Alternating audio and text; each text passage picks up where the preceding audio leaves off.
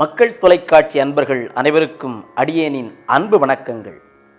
எம்பெருமான் முருகனின் தனிப்பெரும் கருணையினாலே அருணகிரிநாதப் பெருமான் இயற்றிய கந்தர் அனுபூதியினுடைய சிறப்பை ஒவ்வொரு நாளும் கந்தனும் கவசமும் என்கிற தலைப்பில் நாம் பார்த்து கொண்டு வருகிறோம்.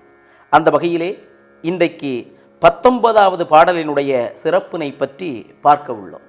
19வது பாடலிலே அருணகிரிநாதப் பெருமான் வடிவும் தனமும் மனமும் குணமும் குடியும் குலமும் குடிபோகியவா அடி அந்தமிலா அயில்வேல் அரசே மிடியொன்று ஒரு பாவி வெளிப்படினே என்று பாடியிருக்கிறார்கள்.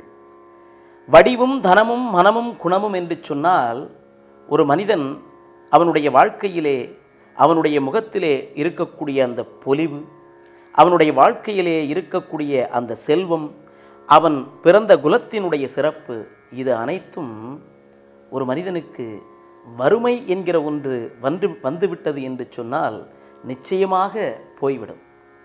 வறுமை என்பது மிக கொடியது. அதை தான் இந்த பாடலிலே அருணகிரிநாதப் பெருமான் சொல்லியிருக்கிறார். மிடியென்று ஒரு பாவி வெளிப்படினே.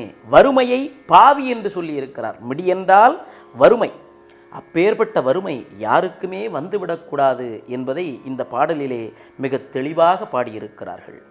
அருணகிரிநாதப் பெருமான் நிச்சயமாக அவருடைய காலத்திலே பார்த்திருப்பார். எத்தனையோ மக்கள் வறுமையிலே வாடியிருப்பார்கள். அந்த எண்ணத்தோடு முருகனிடத்திலே போய் பிரார்த்தனை செய்கிறார். முருகா, இந்த மக்களெல்லாம் வறுமையிலே வாடுகிறார்கள். ஒரு மனிதன் அவனுடைய வாழ்க்கையிலே எப்படி வேண்டுமானாலும் வாழ்ந்து விடலாம். ஆனால் வறுமை என்கிற ஒரு விஷயம் அவனுடைய வாழ்க்கையிலே வந்துவிட்டது என்று சொன்னால் அவன் உயர்ந்த குலத்தில் இருந்தவனாக இருந்தாலும் சரி, எந்த குலத்தில் இருந்தவனாக இருந்தாலும் சரி, அந்த குலம் என்கிற அந்த ஒரு விஷயமே மறந்து போய்விடும். அவனுடைய முகத்திலே இருக்கக்கூடிய அந்த பொலிவு என்பது இல்லாமல் முகம் வாடி போய்விடும். உணவில்லாமல் உடையில்லாமல் இந்த உலகத்திலே ஒரு மனிதன் வாழ முடியுமா? வாழ முடியாது. ஆகையினாலே இந்த உலகத்திலே மிகப்பெரிய கொடியது என்பது எது? வறுமை. மிடி என்பதுதான் மிக பெரிய கொடுமையானது. அப்பேற்பட்ட கொடுமையான அந்த வறுமையை முருகா நீ ஒழித்தருள வேண்டும் என்று சொல்லியிருக்கிறார்கள். அதுதான் ஔவையார் அவருடைய பாடலிலே சொல்கிறார். கொடிது கொடிது வறுமை மிகவும் கொடிது என்று சொல்கிறார். வறுமைதான் மிக கொடிது. அப்பேற்பட்ட வறுமை யாருக்கும் வந்துவிடக்கூடாது. வறுமை என்பது எப்படி வரும் என்று சொன்னால், போன ஜென்மத்திலே நாம் செய்த பாவம் இருக்கிறதல்லவா, அந்த பாவத்தினுடைய பலனாகத்தான் இந்த ஜென்மத்திலே ஒவ்வொரு மனிதர்களும் வறுமையிலே வாடுகிறார்கள். அப்பேற்பட்ட வறுமை வந்துவிட்டது என்று சொன்னால் குலமும் சரி, கோத்திரமும் சரி, எல்லாமே போய்விடும். ஆகையினால் வறுமை இல்லாமல் வாழ வேண்டும் என்பதுதான் எல்லா மனிதர்களுடைய பிரார்த்தனையுமாக இருக்கிறது. பொதுவாக இன்றைக்கு உள்ள காலங்களிலே பார்த்தீர்கள் என்று சொன்னால் ஒவ்வொரு மனிதர்களும் ஆலயங்களுக்கு செல்லும் பொழுது, இறைவா, நாம் வாழ்க்கையிலே கஷ்டப்படாமல் வாழ வேண்டும், வறுமையிலே நொந்து நூலாகாமல் உன்னுடைய பாதத்தை சரணாகதி அடைந்து எல்லா விதமான செல்வங்களும் பெற்று வாழ வேண்டும் என்று ஒவ்வொரு மனிதர்களும் ஆலயங்களுக்கு சென்று பிரார்த்தனை செய்வது வழக்கம். அப்படி ஒவ்வொரு மனிதர்களும் வறுமையின்றி வாழ வேண்டும் என்று சொன்னால் அந்த மனிதர்கள் எதை செய்ய வேண்டும்? அதைத்தான் அருணகிரிநாதப் பெருமான் இந்த பாடலிலே சொல்லியிருக்கிறார். பாவம் செய்யாதீர்கள்.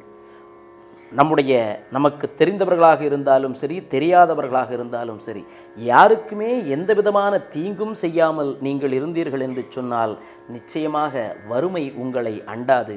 ஆகையினாலே வறுமையில்லாமல் வாழ்வதற்கு யாருக்கும் தீங்கு செய்யாமல் நாம் வாழ்க்கையிலே வாழ்ந்து அருணகிரிநாதப் பெருமான் இயற்றிய இந்த பாடலை பாடினீர்கள் என்று சொன்னால் நிச்சயம் வறுமையின்றி வாழலாம். அதுதான் திருப்புகழிலே கூட அருணகிரிநாதப் பெருமான் சொல்கிறார். பாழ்த்த வினையின் காரணமாக மறுபிறவி வருமாயின் சிறிதும் மிடியின்றி எனக்கு அருள்வாயே என்று கேட்டிருக்கிறார். என்னுடைய வினையின் காரணமாக ஒருவேளை அடுத்த பிறவியிலே நான் பிறப்பதாக இருந்தால் அந்த பிறவியிலே எனக்கு ஒரே ஒரு வரத்தை நீ தர வேண்டும். வறுமையில்லாத ஒரு வாழ்க்கையை எனக்கு தர வேண்டும். வறுமையில்லாத வாழ்க்கை என்று சொன்னால் ஏதோ வசதி படைத்த வாழ்க்கை வேண்டும் என்று அருணகிரிநாதர் கேட்டுவிடவில்லை. உணவு, இருக்க இடம், சிறிதளவு நமக்கு தேவையான பொருட்களை தந்து தாரித்திரியம் இல்லாத ஒரு வாழ்க்கையை நமக்கு தர வேண்டும் என்பதை இந்த பாடலின் மூலமாக முருகப்பெருமானிடத்திலே அருணகிரிநாதப் பெருமான் யாருக்காக பிரார்த்தனை செய்திருக்கிறார்கள்? நமக்காக பிரார்த்தனை செய்திருக்கிறார்கள். அருணகிரிநாதப் பெருமான் மிகப்பெரிய ஞானி, மிகப்பெரிய முனிவர்.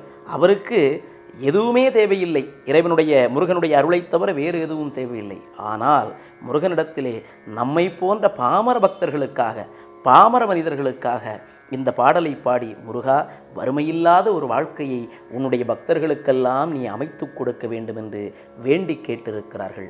ஆகையினாலே கந்தர் அனுபூதியிலே ஒவ்வொரு பாடலிலும் ஒவ்வொரு சிறப்பு இருக்கிறது. வறுமையில்லாமல், தாரித்திரியம் இல்லாமல் வாழ வேண்டும் என்று நினைக்கக்கூடிய அனைத்து மனிதர்களும், அனைத்து பக்தர்களும் தினமும் முருகனை நினைந்து, அருணகிரி பெருமானாரையும் நினைந்து இந்த பாடலை பாடுங்கள். நிச்சயம் வறுமையின்றி நாம் வாழ்க்கையிலே வாழலாம் என்று சொல்லி அனைவருக்கும் நன்றி கூறி விடைபெறுகிறேன். நன்றி, வணக்கம்.